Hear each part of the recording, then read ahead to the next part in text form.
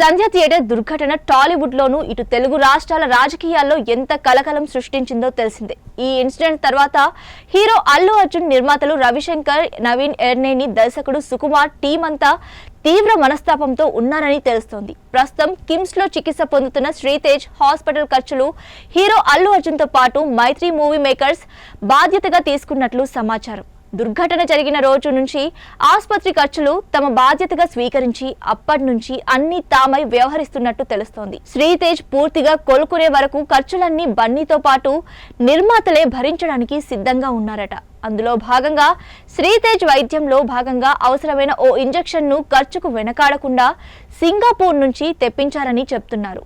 ఇటీవల అల్లు అర్జున్ తాను 25 లక్షల రూపాయలు ప్రకటించడంతో పాటు హాస్పిటల్ ఖర్చులు భవిష్యత్తులో ఎలాంటి అవసరం వచ్చినా అండగా ఉంటానని తెలియజేశారు. దుర్ఘటన జరిగిన రోజు నుంచి బాలుడి హెల్త్ అప్డేట్ ను తెలుసుకుంటున్నారు. ఆ విషయాలను హీరో అల్లు అర్జున్ కు తెలియజేస్తున్నారు. అల్లు అర్జున్ కి అత్యంత సన్నిహితుడైన నిర్మాత బన్నీవాస్ తరచుగా హాస్పిటల్ కి వెళ్తూ శ్రీతేజ్ యోగక్షేమాలు కనుక్కుంటున్నారు. శ్రీతేజ్ త్వరగా కోలుకోవాలని సోషల్ మీడియా వేదికగా ఆకాంక్షించారు అల్లు అర్జున్. బాలుడి ఆరోగ్యం గురించి చాలా బాధగా ఉందని ట్వీట్ చేశారు. కేసు విచారణలో ఉన్నందున పిల్లాడిని కలవలేకపోతున్నానని వెల్లడించారు. అయితే త్వరలో శ్రీతేజ్ కుటుంబాన్ని కలిసి మాట్లాడతానన్నారు.